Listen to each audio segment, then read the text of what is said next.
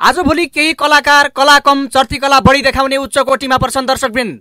भाइरलको virus Mohle छपक्कै छोप्दा केही नेताको गुणगान गाउँदै हिँडेका छन् भने कसैले उत्तेजक शब्द राखेर आफ्नो मौसमी खेती सपारिरहेका छन्। कसैले आफ्नो हट फिगर देखाएर त कसैले आफ्नो प्रेम कहानीलाई विवादित बनाएर गीत चलाउने फन्डा पनि गरेका छन्। कसैले सार्वजनिक कार्यक्रममा आगो बाल्दा कोही भने विवादका कारण बिल्लीबाट हुने भएमा छन्। नम्बर 1, प्रकाश सपुत। नेपाली कला क्षेत्रमा संगीतभन्दा बढी कथावस्तु बेचेर र बिकाएर चर्चामा आएका प्रकाश सपुत विवादका पर्याय जस्तै बनेका छन्। प्रकाशको यो सफलताको विगत उत्तिकै सङ्घर्षपूर्ण भए पनि अहिले त्यही सफलताको उन्माद बढेको भन्दै आलोचनाको चुलीमा छन्। हुन त प्रकाशमाथि यसअघि पनि सफलताको उन्माद देखिएको आरोप लाग्ने गरेको थियो।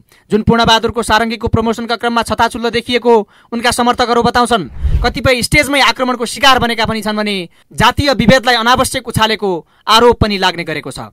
यसअघि पनि विभिन्न गीतहरू विवादमा आएकै कारण हटाउनु पर्ने सम्मका अवस्था आएका छन्। तर अहिले भने उनको विवादको पृष्ठभूमि फरक छ। उनले अस्वाभाविक रूपमा बढाइ चढाइ गरेर प्रधानमन्त्री केपी शर्मा ओलीको गुणगान गाउँदा आफैमाथि ब्याकफायर भएको छ। प्रधानमन्त्री ओलीले पपुलर व्यक्ति भेला पारेर आफ्नो लोकप्रियता बढाउन खोज्दा त्यही शैलीमा ओलीको घोर प्रशंसा गरेर चलचित्र बसन्त चलाउन खोजेका प्रकाश पहिलो चलचित्रमै बल्ड्याङ खाने अवस्थामा छन्। यसअघि पनि नेताको भिड जम्मा गरेर चलचित्र बनाउँदा रमित ढुङ्गाना डुबेका थिए। केपी शर्मा ओलीज्यूहरूको इमेज मेरो दिमागमा छ, त्यो कहिले पनि परिवर्तन नहोस्, झन् बढ्दै बढ्दै जाओस्। सङ्घर्ष गर्न पछि हट्नेहरूका लागि चाहिँ केपी शर्मा ओलीज्यूको जीवन चाहिँ साँच्चीकै प्रेरणादायक छ। उहाँको जीवन ग्राफलाई मात्रै हेर्ने हो भने पनि यार सामान्य समय यार जीवनमा असम्भव भन्ने कुरा केही पनि छैन, गर्न सकिँदो रहेछ त। नम्बर 2, दुर्गेश थापा। न यिनका गीतमा कुनै सन्देश हुन्छ न कुनै सामाजिक जागरण नै। चर्चालाई मात्र केन्द्रमा राखेर सुर न तालका गीत निकाल्ने उनी घरि स्टेजमा आफै नाङ्गिन्छन्, घरि महिलाको आवरणमा देखिन्छन्। अहिले दुश्मन हेरेको हेरै गीत मार्फत उनले आफ्ना दुश्मन मात्र ढलाएका छैनन्, आयोजकहरू पनि ढल्ने अवस्थामा छन्। उनको यात्रा अहिले गुडान छोडेर उडानमा छ। हेलिकप्टर नपाए उनी अहिले स्टेज कार्यक्रममै जाँदैनन्, जहाँ आयोजकहरूले पनि दुर्गेश आउने कुरालाई मात्र भन्दा पनि दुर्गेश हेलिकप्टरमा आउने कुरालाई बढी महत्त्व दिएका छन्। अर्कोतर्फ स्टेजमा पनि अराजक शैली देखाउँछन्। सुरक्षाकर्मी समेत मुखमुखै लागेर जोसको उन्मादमा होस गुमाउँछन्। यस्तै गतिविधिले उनीमाथि स्टेजमै जुत्ता र ढुङ्गा प्रहार हुने गरेको छ।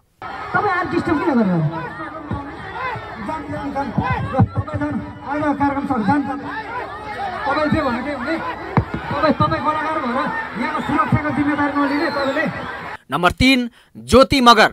आफूलाई हाउडे गायिका बताउने ज्योति उनको हाउडे शैलीकै कारण बालकदेखि वृद्धसम्म लोकप्रिय छिन्। उनको गीत सुन्ने भन्दा उनलाई हेर्ने जमात ठुलो छ। स्वर र सङ्गीत भन्दा स्टेज र आयोजकको प्रिय बनेकी ज्योतिको हट पहिरनले सबैलाई झुम्याउने गरेको छ। लोकदोरीमा स्कट क्रान्ति गरेकी ज्योति स्टेज मात्र तताउँदिनन्, उनको प्रस्तुतिले दर्शकलाई अराजक रूप देखाउन बाध्य पार्छ। सङ्गीतभन्दा बढी आफ्नो शरीरलाई आकर्षणमा राख्ने उनको प्रस्तुतिकै कारण धेरै आयोजकले स्टेज थाम्न मान्छे नै राख्ने गरेका छन् भने धेरै ठाउँमा स्टेज नै भाँचिएका उदाहरण पनि छन्। हदभन्दा बढी खुलेको कपडा लगाएपछि युएको एक कार्यक्रममा त उनलाई स्टेजमै दर्शकले छुन खोज्दा बवाल भएको थियो।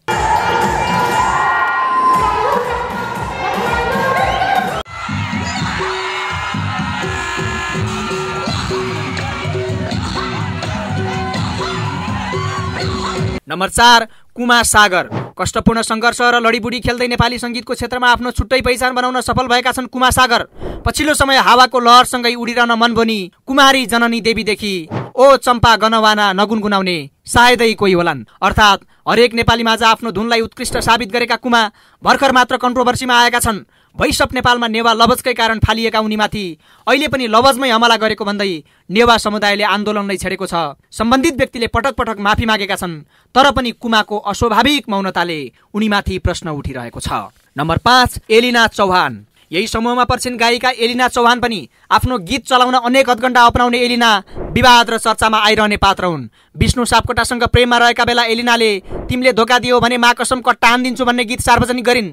त्यसबेला विष्णुसँग ब्रेकअप भएको भन्दै धेरैले आफ्नै जीवनीमा आधारित गीत ल्याएको बताए। एलिनाले पनि ब्रेकअप भएको स्वीकारिन्, तर गीत हिट भएपछि उनै विष्णुसँग विवाह गर्न लागेको बताइन्। तर गत माघमा त विष्णुसँग विवाह भएको 9 महिना पनि नपुग्दै साँच्चै डिभोर्स भयो।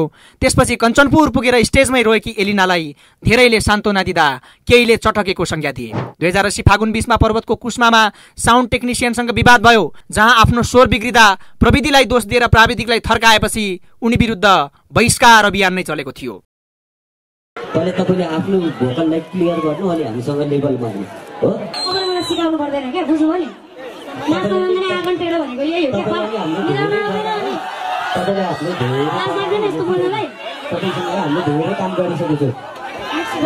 माथि उल्लेखित कलाकार सबै हजारमा नभई लाख बुझ्ने कलाकार हुन्, तर क्षणिक युवा पुस्ता उफार्ने बाहेक उनीहरूको गीतमा कुनै सकारात्मकता र सङ्गीतलाई मान दिएको देखिँदैन। भाइरलको रोगले छोएका सबै कलाकार पलायन हुने अवस्था आएपछि यस्ता उशृङ्खल शैलीमा उत्रने गरेको पाइन्छ। विष्णु माझी माथि उल्लेखित कलाकारभन्दा चर्चित नै हुन्, तर न उनले कहिले स्टेज सो गरेकी छिन्, न कहिले गीत चलाउनकै लागि कुनै निन्जा टेक्निक नै अपनाउनु परेको छ। उनी बाहेक अरू केही कलाकार पनि छन् जसले कहिल्यै पनि उत्तेजक शैली र शब्द प्रयोग गरेका छैनन्, तर पनि दर्शकहरूको अथाह प्रेम पाइरहेका छन्। हुन त स्टेज सोहरूबाट 1 वर्षको खर्च धान्नुपर्ने अवस्थामा पनि धेरै कलाकारहरू हुन सक्छन्, तर समाज परिवर्तन गर्न सक्ने सङ्गीतको क्षमता क्षणिक धुलो उडाउने प्रयोजनमा केन्द्रित बनिदिँदा यसले समग्र सङ्गीत क्षेत्र नै भाइरल र उत्तेजक रोगको शिकार बनेको छ।